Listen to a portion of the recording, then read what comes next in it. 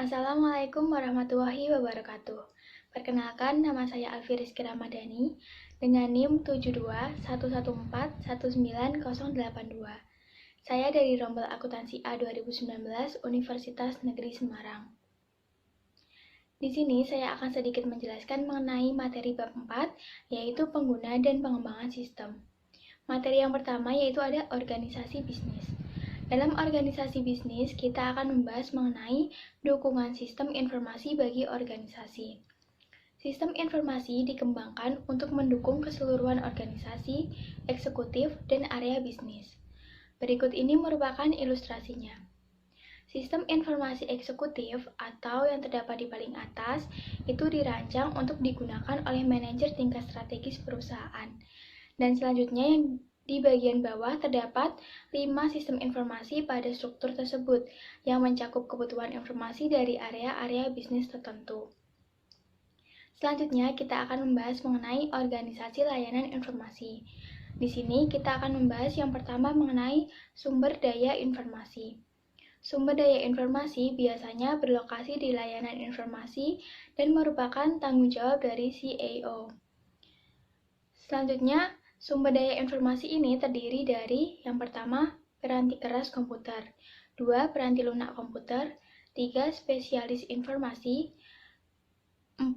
Pengguna, 5. Fasilitas, 6. Basis data, dan yang terakhir ada informasi. Yang kedua, kita akan membahas mengenai spesialis informasi. Spesialis informasi ada 6, yaitu yang pertama ada analis sistem. Spesialis analis sistem ini berguna untuk mengembangkan sistem-sistem baru dan memperbaiki sistem yang lama. Selanjutnya ada administrator basis data. Spesialis ini bertanggung jawab basis data yang terbagi dalam 4 area, yaitu perencanaan, implementasi, operasi, dan keamanan. Yang ketiga ada webmaster. Webmaster bertanggung jawab atas isi dan penyajian situs web perusahaan. Tugasnya adalah melacak orang-orang yang mengunjungi situs web perusahaan. Yang keempat ada spesialis jaringan. Spesialis ini bekerja sama dengan analis sistem dan pengguna untuk membuat jaringan komunikasi data yang menyatukan sumber daya komputasi yang menyebar. Yang kelima ada programmer. Spesialis ini bekerja sama oleh spesialis analis untuk membuat kode program komputer yang mengubah menjadi informasi yang dibutuhkan oleh pengguna. Yang keenam ada operator. Operator menjalankan peralatan komputasi berskala besar yang berlokasi dalam fasilitas komputasi perusahaan. Materi yang selanjutnya yaitu mengenai struktur organisasi layanan informasi. Yang pertama ada tren dari struktur tersentralisasi ke desentralisasi. Berikut adalah struktur organisasi bagi layanan informasi perusahaan yang tersentralisasi, di mana masing-masing kelompok dipimpin oleh seorang manajer.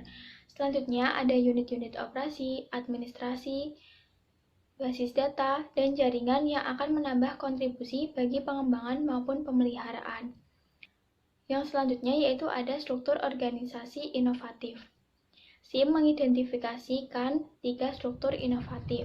Yang pertama yaitu ada mode sekutu, yaitu layanan informasi bekerja dengan area-area bisnis dalam menggunakan teknologi informasi guna menghasilkan inovasi bisnis. Yang kedua yaitu ada model platform, yaitu layanan informasi tidak secara aktif mengawali inovasi bisnis, namun akan menyediakan sumber daya informasi sehingga inovasi tersebut dapat dicapai oleh area-area bisnis. Yang ketiga ada model berskala, yaitu sumber daya harus diperoleh begitu peluang pasar muncul dan harus dapat dengan cepat dilepaskan ketika peluang-peluang tersebut tidak lagi terjadi, sehingga tetap mempertahankan biaya tetap pada tingkat yang minimum. Selanjutnya ada model jaringan dalam struktur organisasi layanan informasi. Ada 3. Yang pertama yaitu jaringan penentu visi. Memungkinkan CAO bekerja dengan manajemen puncak dalam perencanaan strategi sumber daya informasi. Yang kedua ada jaringan inovasi. Jaringan yang digunakan oleh CAO untuk berinteraksi dengan area-area bisnis. Dan yang ketiga ada jaringan pencarian sumber digunakan untuk berinteraksi dengan para vendor.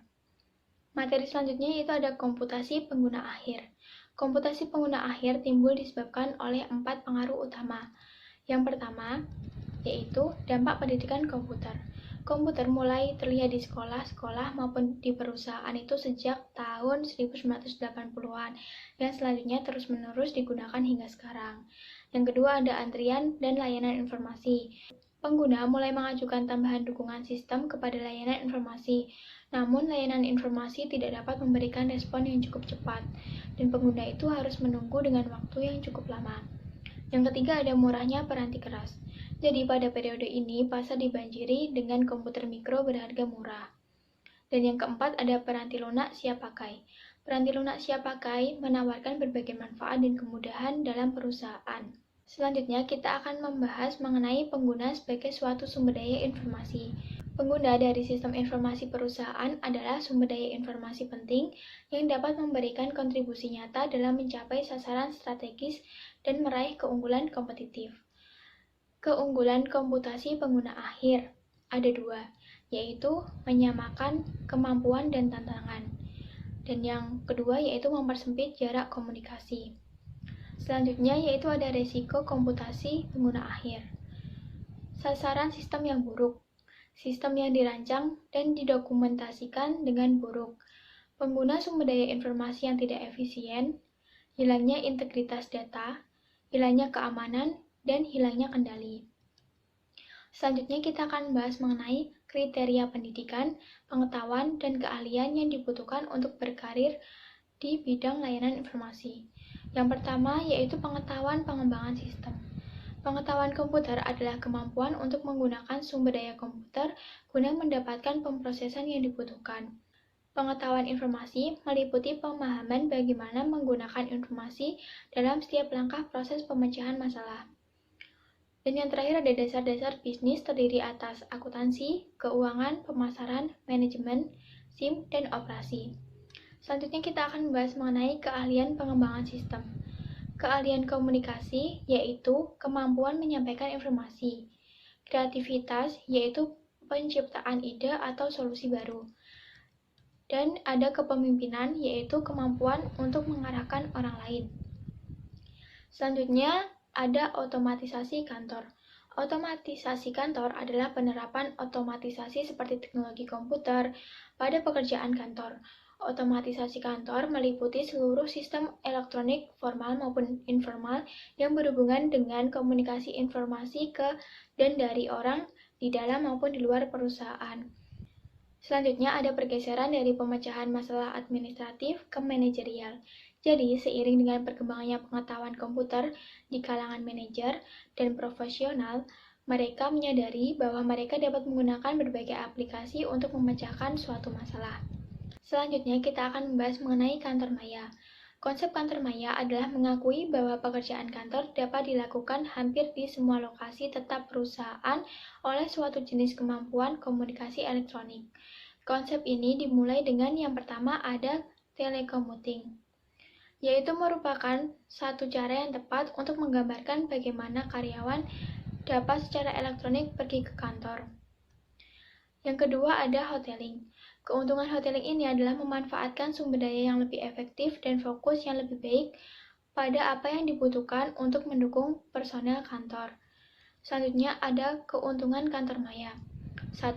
Biaya fasilitas yang lebih rendah. 2. Biaya perawatan yang lebih rendah. 3. Berkurangnya perhentian pekerjaan. 4. Kontribusi sosial. Selanjutnya ada kerugian kantor maya. 1. Modal yang rendah. 2. Kekhawatiran risiko keamanan. Selanjutnya yaitu ada organisasi maya. Dampak sosial organisasi maya. Dampak ada pada industri-industri yang tertarik dengan organisasi maya, yaitu industri tersebut memberikan nilai tambah dalam bentuk informasi, ide, dan kecerdasan. Sekian dari saya. Apabila ada kesalahan, mohon dimaafkan. Wassalamualaikum warahmatullahi wabarakatuh.